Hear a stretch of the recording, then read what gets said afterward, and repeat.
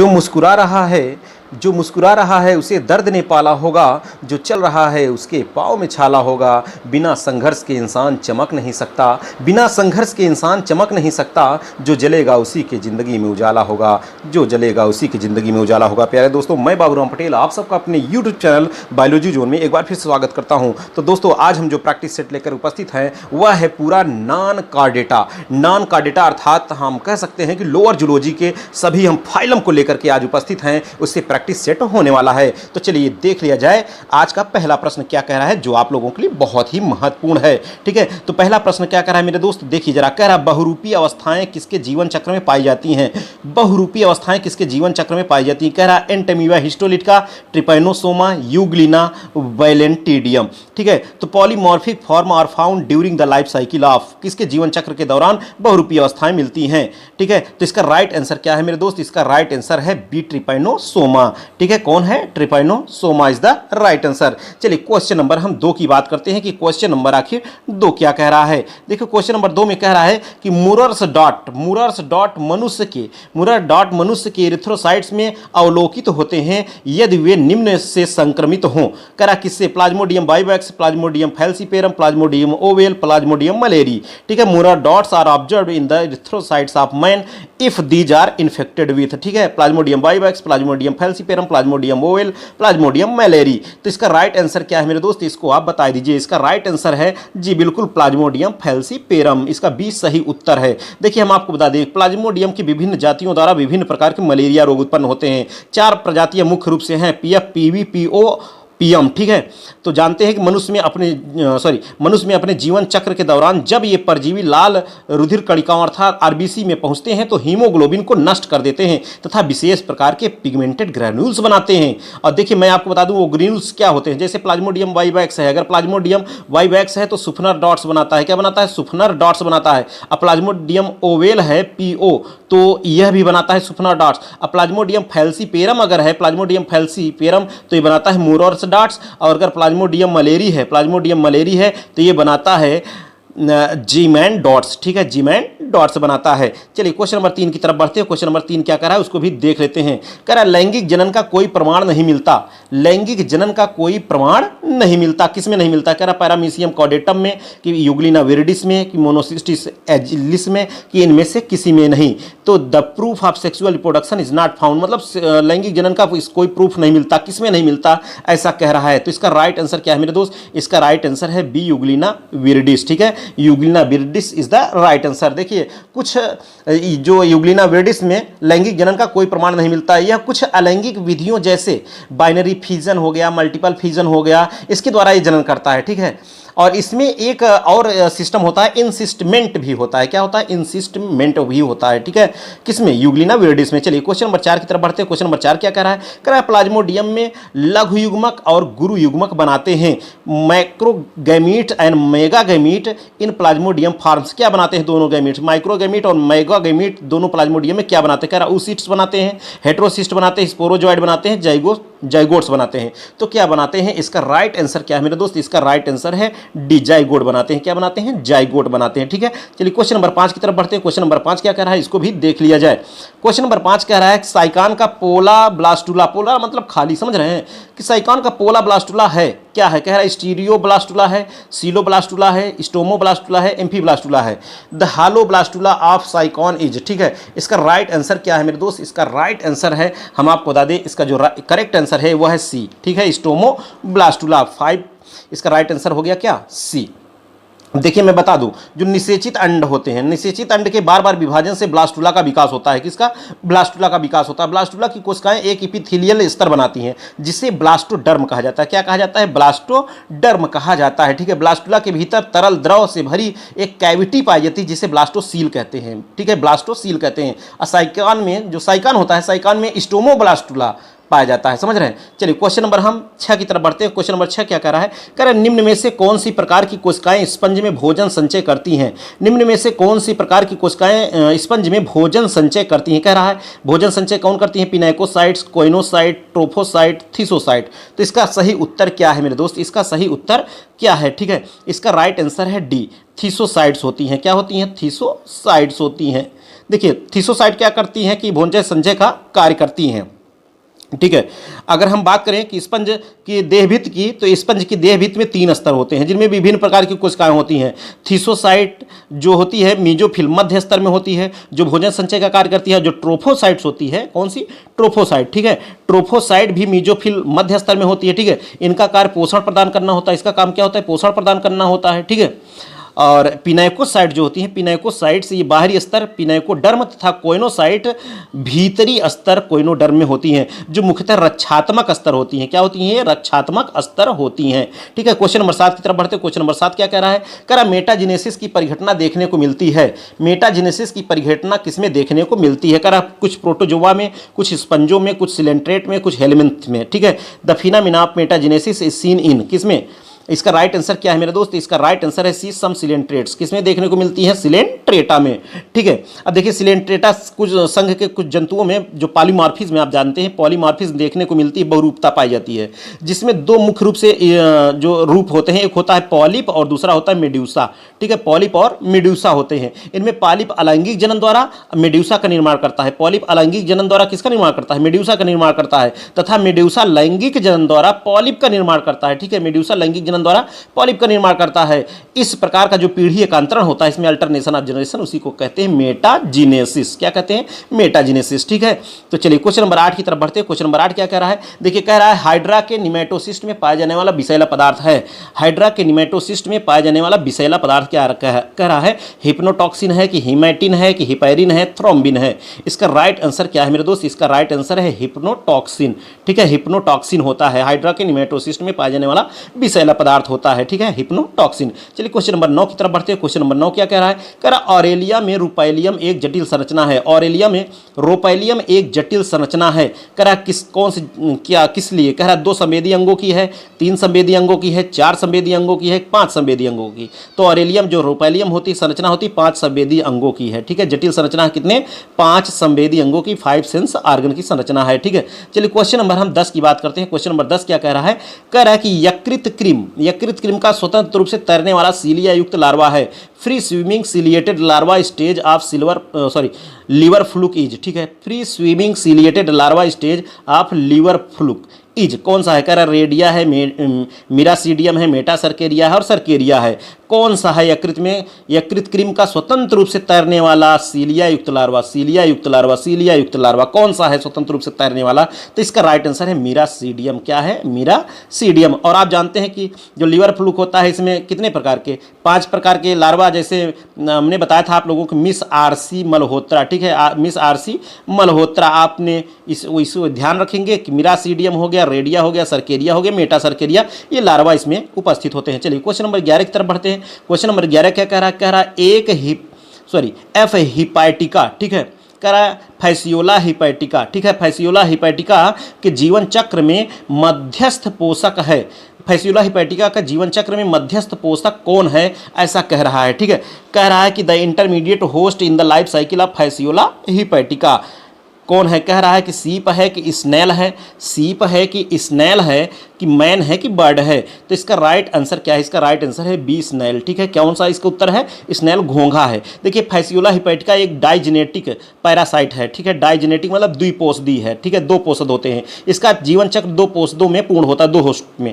एक तो भेड़ होता है जो प्राथमिक पोषद माना जाता है क्योंकि इसमें इसकी वयस्क अवस्था होती है। और घोंघा जो होता है इसका मध्यस्थ पोषद है, ठीक है। घोंघा इसका कौन सा? मध्यस्थ पोषद है, इंटरमीडिएट होस्ट माना जाता है, ठीक है, जिसमें विभिन्न लार्वा अवस्थाएं होती हैं। चलिए क्वेश्चन नंबर 12 की तरफ बढ़ते हैं। क्वेश्चन नंबर 12 क्या कह रहा है? कह रहा द्विपार्श्वीय सममिति दिखाने वाला प्राणी जगत का पहला संघ है, ठीक है। द्विपार्श्वीय सममिति दिखाने वाला प्राणी जगत का पहला संघ कौन है? कह रहा आर्थ्रोपोडा है, केनिलिडा है, मोलस्का है, प्लेटीहेल्मिन्थीज है। इसका राइट आंसर क्या है मेरे दोस्त? इसका राइट आंसर है डी, प्लेटीहेल्मिन्थीज। इसका सही उत्तर क्या है? Platyhelminthes is the right answer, ठीक है। आप लोग दोस्तों, आप लोग जैसे देखिए हम आपको बता दें, जैसे यह चल रहा है बिल्कुल प्रैक्टिस सेट, मैं जल्द ही कल से ही हो सकता है कि मैं जल्द ही एक पूरा कॉम्बिनेशन जूलॉजी बॉटनी सब मिला करके प्रैक्टिस सेट बनाने वाला हूं, बहुत जल्द आपके साथ उपस्थित होने वाला हूं और आपको पूरा मजा आएगा, ठीक है। लेकिन हाँ, आप लोग जो भी लोग अभी देख रहे हैं भाई, चैनल पे नए हैं, चैनल पे अगर नए हैं चैनल को सब्सक्राइब कर लीजिए और थोड़ा सा वीडियो को भी लाइक कर दीजिए, इससे मेरा भी मनोबल बढ़ जाए मेरे दोस्त, ठीक है।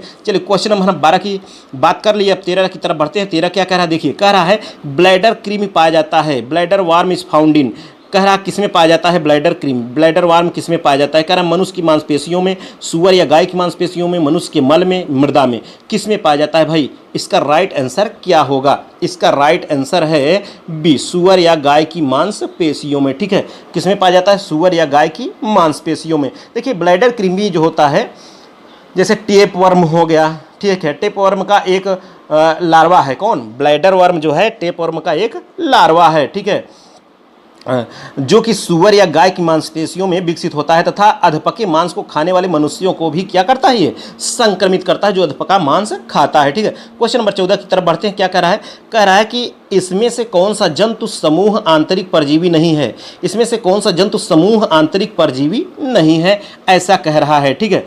तो कौन नहीं है भाई, समूह आंतरिक परजीवी इसमें से कौन नहीं है, कह रहा है ट्रिमेटोडा है, सिस्टोडा है, टर्बिलेरिया है कि स्पोरोजोवा। तो इसका राइट आंसर क्या है मेरे दोस्त, इसका राइट आंसर है सी, ठीक है, सी, टर्बिलेरिया। देखिए मैं आपको बता दूं कि टर्बिलेरिया, सिस्टोडा तथा ट्रिमेटोडा संघ प्लेटी हेलमिन्थीज के वर्ग हैं, ठीक है। वर्ग सिस्टोडा के सभी जंतु क्या होते हैं, अंतः परजीवी होते हैं। कैसे होते हैं, अंतः परजीवी होते हैं, किसके, सिस्टोडा के। यहाँ पे क्या पूछ रहा है, आंतरिक परजीवी नहीं है, ठीक है, इन सभी का आंतरिक परजीवी होते हैं और टर्बिलेरिया का आंतरिक परजीवी नहीं होते हैं। इसका राइट आंसर क्या हो गया, सी। चलिए क्वेश्चन नंबर हम 15 की तरफ बढ़ते हैं। 15 नंबर क्या कह रहा है, कह रहा है निम्नलिखित में से कौन सा सही सुमेलित नहीं है, निम्नलिखित में से कौन सा सही सुमेलित नहीं है। कह रहा है कि अखंडी कूट, अरे ये हिंदी है, थोड़ा इसको छोड़ते हैं, इंग्लिश देखते हैं। कह रहा है unsegmented pseudocoelomate animal, nematoda, unsegmented acoelomate animal, platyhelminthes, metameric coelomate animal, annelida, metameric haemocoelomate animal, mollusca. तो इसका सही उत्तर क्या है, इसका सही उत्तर है ए, ठीक है, ए इज द राइट आंसर मेरे दोस्त, ठीक है। चलिए क्वेश्चन नंबर हम 16 की तरफ बढ़ते हैं। क्वेश्चन नंबर 16 क्या कह रहा है, कह रहा है बाउचेरिया बैंक्राफ्टी का लार्वा क्या है, बाउचेरिया बैंक्राफ्टी का लार्वा का क्या नाम है, यह बताना है आपको, ठीक है। तो इसका लार्वा कौन है भाई, कह रहा है माइक्रोफाइलेरिया लार्वा है, ट्रोकोफोर लार्वा है, बाइपिनेरिया लार्वा है, सर्केरिया लार्वा है। तो इसका राइट आंसर क्या है, लार्वा या बाउचेरिया बैंक्राफ्टीज माइक्रोफाइलेरिया लार्वा, इसका ए सही उत्तर है, माइक्रोफाइलेरिया लार्वा है बाउचेरिया बैंक्राफ्टी का, ठीक है। चलिए क्वेश्चन नंबर हम 17 की तरफ बढ़ते हैं। क्वेश्चन नंबर 17 क्या कह रहा है, कह रहा है स्केरिस में उत्सर्जन अंग इस प्रकार का होता है, स्केरिस में किस प्रकार का उत्सर्जन अंग होता है, कह रहा है जे प्रकार का होता है कि एल प्रकार का होता है कि एच प्रकार का कि यम प्रकार का। तो आप जानते हैं क्वेश्चन तो बहुत बार आया है, यह क्वेश्चन बहुत बार रिपीट हुआ है। तो इसका राइट आंसर क्या है, सी, एच प्रकार का होता है। किस प्रकार का होता है मेरे दोस्त, इसका राइट आंसर है सी, एच प्रकार का होता है, ठीक है। चलिए अगला प्रश्न क्या कर रहा है, अगले प्रश्न की तरफ बढ़ते हैं। क्वेश्चन नंबर 18 की तरफ कह रहा है पॉलीकीटा में सीटी की प्रकृति होती है, पॉलीकीटा में सीटी की प्रकृति कैसी होती है, यह कह रहा है, ठीक है।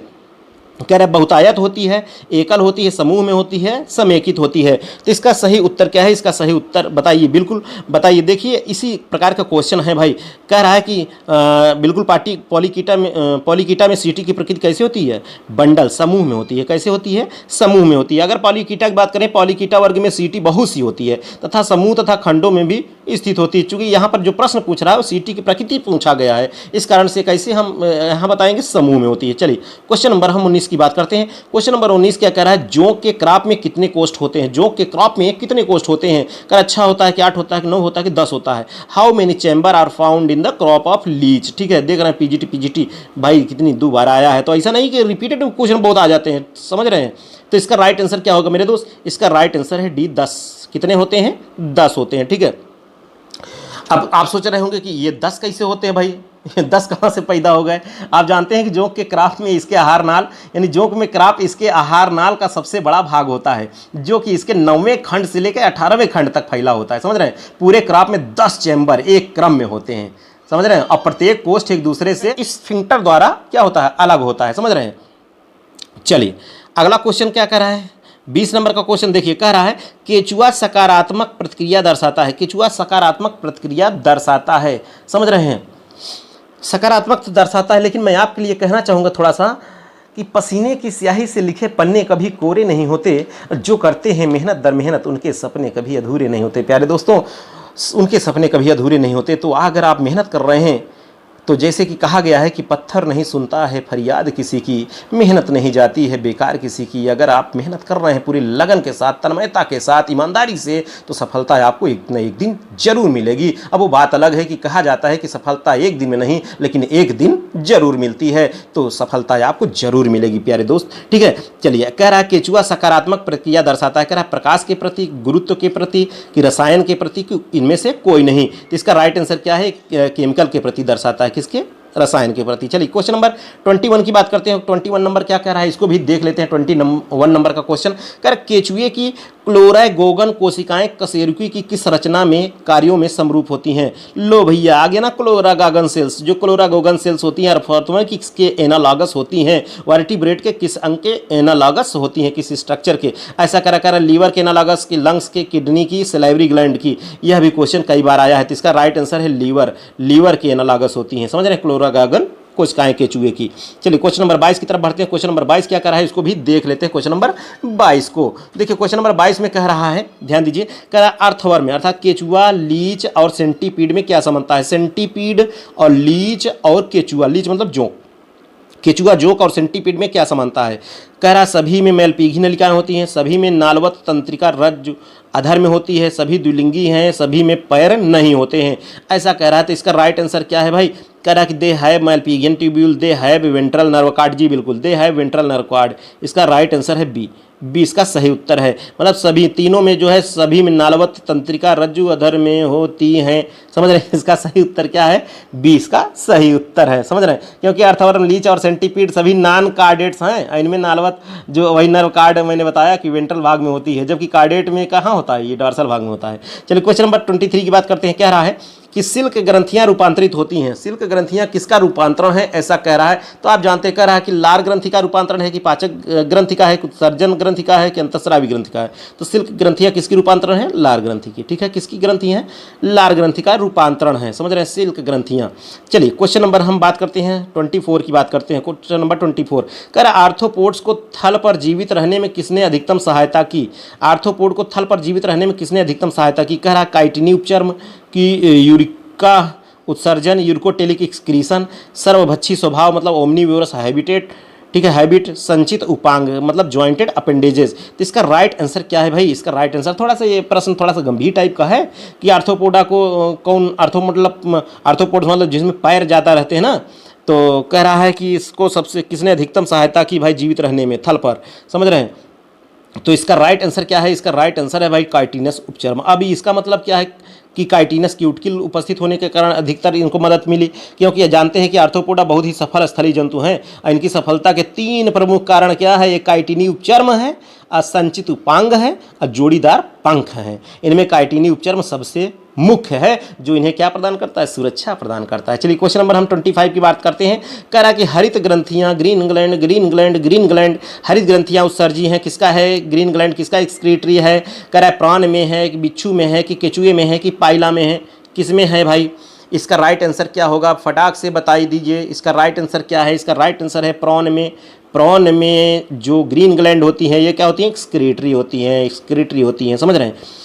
चलिए अगला प्रश्न क्या कह रहा है? 26 को देखते हैं। कुछ 26 कह रहा है चट्टानी मक्खी है, रॉक बी कह रहा है चट्टानी मक्खी हैं। कह रहा है एपिस फ्लोरिया है, एपिस इंडिका है, एपिस डॉर्सेटा है, इनमें से कोई नहीं। ठीक है, तो कौन है भाई? देखिए ये मधुमक्खी की जातियां हैं, इसमें कह रहा रॉक भी कौन है? देखिए आप जानते हैं चट्टानी मक्खी का जो वैज्ञानिक नाम है एपिस डॉर्सेटा है। क्या है? एपिस डॉर्सेटा। तो इसका राइट आंसर क्या हो गया? सी है। समझ रहे हैं? ये प्रायः ऐसे चट्टानों तथा विशाल वृक्ष के तनों के नीचे कॉलोनी बनाते हैं जहां आमतौर पर मनुष्य का पहुंचना संभव नहीं होता है। ऐसे जगह ये पहुंच जाते हैं और बहुत खतरनाक होते हैं। समझ रहे हैं? बहुत खतरनाक होते हैं। समझ रहे हैं? जिसे भौरे कहते हैं। डॉर्सेटा मार गुचमुचिया देंगे आपको। समझ रहे हैं? चलिए क्वेश्चन नंबर 27 की बात करते हैं। कह रहा है कि मधुमक्खी समाज में श्रमिक होते हैं। मधुमक्खी समाज में श्रमिक होते हैं कह रहा है। ऐसा कह रहा है जनदहीन मादा मतलब श्रमिक कौन होता है? Workers of honey bee society. मतलब देखें आप, जैसे हैं कि एक ड्रोन होता है, एक वर्कर होता है और एक क्वीन रानी मक्खी होती है। कह रहा इसमें वर्कर कौन होता है, समझ रहे हैं, जो समाज में वर्कर कौन होता है। कह रहा female without gonads, male without gonads मतलब जननहीन मादा जननहीन नर, बंध मादा बंध नर, स्टेराइल फीमेल कि स्टेराइल मेल। बहुत इंपॉर्टेंट क्वेश्चन है ये भाई, बहुत इंपॉर्टेंट क्वेश्चन है। इसका राइट आंसर क्या है, इसका राइट आंसर स्टेराइल फीमेल है। कौन है, स्टेराइल फीमेल होते। देखिए कुछ जो है रानी मक्खी तो एकदम बैठ जाती है, रॉयल जेली वेली खा करके एकदम बढ़िया रहती है, अच्छा VIP चीज़ें खाती है, और तो काम ही करते रह जाते हैं। जो ड्रोन होता है समझ रहे हैं कि उसका काम क्या है, जिसे सुरक्षा करना, और कुछ जो है ले आती हैं शहद वहद इकट्ठा करती हैं। आप जानते हैं कि मक्खी जो, देखिए हम आपको बता दें मधुमक्खी की कॉलोनी में 3 प्रकार के सदस्य होते हैं, एक ड्रोन हो गया, रानी हो गया, श्रमिक हो गया, समझ रहे हैं। और ड्रोन जो होता है ये फर्टाइल मेल होता है। ड्रोन कैसा होता है भाई, फर्टाइल मेल होता है, और जो रानी होती है फर्टाइल फीमेल होती है, और जो श्रमिक होते हैं ये स्टेराइल फीमेल होते हैं। क्या होते हैं, स्टेराइल फीमेल। चलिए क्वेश्चन नंबर हम 28 की तरफ बढ़ते हैं। कह रहा है कि इनमें से कौन सा जंतु पुस्तक फेफड़ों के द्वारा शोषण करता है। पुस्तक फेफड़ा, बुक लंग्स, ठीक है, कौन जो है बुक लंग्स के द्वारा जो है शोषण करता है। इनमें से कौन से जंतु बुक लंग्स द्वारा शोषण करता है, यह भी क्वेश्चन बहुत इंपॉर्टेंट। कह रहा है किंग क्रैब, स्कॉर्पियन है कि प्रॉन है कि ऑक्टोपस है। इसका राइट आंसर क्या है, इसका राइट आंसर है बी, स्कॉर्पियन, ठीक है। इसका राइट आंसर क्या है भाई, इसका राइट आंसर है बी, स्कॉर्पियन, समझ रहे हैं। बुक लंग्स, देखिए ये स्कॉर्पियन क्या है, आर्थ्रोपोडा का उपसंग चेलिसिरेटा के कुछ जंतुओं में बुक लंग्स द्वारा होता है, चेलिसिरेटा में, समझ रहे हैं, जो मुख्यतः एरेक्निडा वर्ग में आते हैं, जैसे बिच्छू है। कौन, बिच्छू, यही तो। और क्वेश्चन नंबर 29 क्या कह रहा है उसको भी देख लेते हैं। क्वेश्चन नंबर 29 कह रहा है एक रक्त गुहा देखने के लिए आप किस जानवर को चुनेंगे। लो भैया, एक रक्त गुहा देखने के लिए आप किस जानवर को चुनेंगे। कह रहा है हाइड्रा को चुनेंगे, सेंटीपीड को, फैसियोला को, स्पंज को, किसको चुनेंगे आप रक्त गुहा देखने के। For seeing a haemocoel which animal will you select, ठीक है, हाइड्रा, सेंटीपीड, फैसियोला, स्पंज। बताइए रक्त गुहा देखने के लिए किसको आप चुनेंगे। इसका राइट आंसर क्या हो जाएगा, इसका राइट आंसर है सेंटीपीड को चुनेंगे। किसको चुनेंगे, सेंटीपीड को चुनेंगे, ठीक है। अब जानते हैं आप कि हीमोसोल जो गुहा होती है, रक्त गुहा, आर्थ्रोपोडा तथा मोलस्का संघ के जंतुओं में पाई जाती है। आर्थ्रोपोडा और मोलस्का संघ के जंतुओं में पाई जाती है। सेंटीपीड आर्थ्रोपोडा संघ का एक जंतु है। किसका है, ये आर्थ्रोपोडा का एक संघ का जंतु है। इनमें वास्तविक जो बॉडी कैविटी अत्यधिक छोटी हो जाती है, समझ रहे हैं, तथा देह गुहा में रुधिर भरा होता है, जिसे क्या कहते हैं, हीमोसील कहते हैं। क्वेश्चन नंबर 30 की तरफ चलते हैं। क्वेश्चन नंबर 30 क्या कर रहा है, 30 नंबर का क्वेश्चन क्या कर रहा है, इसको भी देख लेते हैं। कह रहा है काकरोच की कोलेटरल ग्रंथियों का कार्य है। काकरोच की कोलेटरल ग्रंथियों का कार्य क्या है। कह रहा पाचन है कि मैथुन है कि कोकून निर्माण है कि निषेचन है। Collateral gland of cockroach help in, किसमें हेल्प करती हैं कोलेटरल ग्लैंड्स काकरोच की। कह रहा डाइजेशन में कि कॉपुलेशन में, फॉर्मेशन ऑफ कोकून में कि फर्टिलाइजेशन में। इसका राइट आंसर क्या है, इसका राइट आंसर है फॉर्मेशन ऑफ कोकून, ठीक है, फॉर्मेशन ऑफ कोकून में मदद करती हैं, समझ रहे हैं। चलिए अगला प्रश्न क्या कह रहा है, अगले प्रश्न को भी देखते हैं। क्वेश्चन नंबर 31 कह रहा है कि दीमकों की आहार नाल में पाए जाने वाले प्राणिक साभी होते हैं, यानी zooflagellates found in the gut of termites are, ठीक है। लेकिन हम आपको बता दें दोस्त कि तरक्कियों की दौड़ में उसी का जोर चल गया, अब बना के रास्ता जो भीड़ से निकल गया। तो जो भाई जो मेहनत करेंगे उसी को सफलता मिलेगी, ठीक है। अगर आप सोच रहे हैं कि हमको आराम मिले, अगर आप आराम वाले क्षेत्र में चले गए ना, तो कौन नहीं चाहता आराम करना, तो वहाँ सफलता नहीं है। जहाँ आराम है वहाँ सफलता नहीं है। जहाँ आपके पसीने छूटने लगे हमेशा समझिए सफलता वही है। इसलिए आपको बिल्कुल मेहनत करते रहना, डटे रहना, समझ रहे हैं। तो इसका राइट आंसर क्या होगा भाई, देखिए कह रहा zooflagellates found in the gut of termites are, कह रहा पैरासाइट्स, सिम्बियोट्स की कमेंसल्स की प्रीडेटर्स। इसका राइट आंसर क्या होगा भाई, इसके राइट आंसर को बता दीजिए। इसका राइट आंसर है सिम्बियोट्स, ठीक है, सहजीवी सहजीवी सहजीवी। चलिए क्वेश्चन नंबर 32 की बात करते हैं। क्वेश्चन नंबर 32 क्या कह रहा है, कह रहा है कि रेड्यूला है। रेड्यूला क्या है, कह रहा पाचन अंग पाइला का है कि यूनियो का श्वसन अंग है कि पाइला का जनन अंग है कि तारामीन का श्वसन अंग है। तो भाई रेड्यूला क्या है बताइए, रेड्यूला क्या है इसको आपको बताना है। इसका राइट आंसर क्या है भाई बताइए, फटाक से कमेंट करिए। आप लोग थोड़ा सा आप लोग वीडियो को भी थोड़ा सा लाइक वाइक कर दीजिए यार, समझ रहे हैं, जिससे थोड़ा सा मजा आ जाए, ठीक है। देखिए रेड्यूला क्या है, ऑर्गन ऑफ डाइजेशन इन पाइला, ठीक है, organ of digestion in Pila, radula, ठीक है। रेड्यूला मोलस्का संघ के बहुत से जंतुओं जैसे पाइला, इस सभी आदि में पाचन तंत्र, डाइजेस्टिव सिस्टम का एक महत्वपूर्ण अंग होता है। किसका, डाइजेस्टिव सिस्टम का, समझ रहे हैं, जो कि भोजन के चबाने में सहायता करता है। क्वेश्चन नंबर हम 33 की बात करते हैं। कह रहा है कि मोती उत्पन्न करने वाली भारतीय प्रजाति है। भारतीय प्रजाति कौन सी है जो मोती उत्पन्न करती है। कह रहा है ऑस्ट्रिया इंडिका, ऑस्ट्रिया वुल्गेरिस, नहीं नहीं नहीं, ये दोनों नहीं है। कह रहा है पिंगटाडा इंडिका, नहीं, पिंगटाडा वुल्गेरिस, पिंगटाडा वुल्गेरिस है, पिंगटाडा वल्गेरिस, ठीक है, यही इसका राइट आंसर है, पिंटाडा, वल्गेरिस, ये बहुत बार आया है। और ये बाप रे, यहाँ है भी 5 में आया है, 10 में आया है, 13 में आया है, तब पक्का 2100 में आएगा। समझ रहे हैं? तो इसको आप थोड़ा सा ध्यान दीजिएगा मेरे दोस्त, ठीक है। चलिए क्वेश्चन नंबर हम 34 की बात करते हैं। कह रहा है ऑक्टोपस संबंधित है। ऑक्टोपस किससे संबंधित है, ऐसा कह रहा है। ऑक्टोपस किससे संबंधित कह रहा है, मोलस्का वर्ग से है कि पैलिसीपोडा से है कि कह रहा है आर्थ्रोपोडा से है कि सिफाइलोपोडा से है। किससे है ऑक्टोपस संबंधित, किससे है भाई? इसका राइट आंसर है डी, सिफाइलोपोडा, सिफाइलोपोडा, सिफाइलोपोडा, ठीक है। ऑक्टोपस मोलस्का आप जानते हैं संघ के सिफाइलोपोडा वर्ग, क्योंकि वर्ग कह रहा है ना, वर्ग का संबंध कह रहा है, ठीक है। तो वर्ग से, मोलस्का वर्ग थोड़ी ना है, तो फाइलम है, समझ रहे हैं, फाइलम। तो अब यहाँ क्लास कह रहा है, क्लास, समझ रहे हैं। तो ये किस क्लास से है भाई? ये है सिफाइलोपोडा से। ऐसे डेविल फिश भी कहते हैं, क्या कहते हैं? डेविल फिश भी कहते हैं ऑक्टोपस को। चलिए अगला क्वेश्चन 35 नंबर का क्या कह रहा है? कह रहा है जल संवहन तंत्र, वाटर वेस्कुलर सिस्टम किसका एक लक्षण है? वाटर वेस्कुलर सिस्टम एक किसका लक्षण है? Is a feature. आप कह रहा है किंग क्रैब का, स्टेरियास का, कि बेलेनोग्लासस की स्पंज। तो इसका राइट आंसर क्या है? तो आप जान ही रहे हैं कि इसका राइट आंसर क्या है। स्टेरियास का लक्षण है, मतलब स्टेरियास मतलब स्टार फिश, जो कि इकाइनोडर्मेटा से है, समझ रहे हैं। स्टार फिश इसका लक्षण है, समझ रहे हैं। चलिए अगला क्वेश्चन क्या कह रहा है, अगले क्वेश्चन की तरफ भी हम बढ़ लेते हैं। क्वेश्चन नंबर 36 कह रहा है इकाइनोकोकस ग्रैन्युलोसस का प्राथमिक पोषक है। इकाइनोकोकस ग्रैन्युलोसस का प्राथमिक पोषक है। कह रहा है भेड़ है कि कुत्ता है कि मनुष्य के है, सुअर है। इसका राइट आंसर क्या है? इसका राइट आंसर है कुत्ता, समझ रहे हैं। किसका है? कुत्ता। Primary host of echinococcus granulosus is dog, dog है इसका, समझ रहे हैं। तो इसका राइट आंसर क्या हो गया भाई? बी हो गया।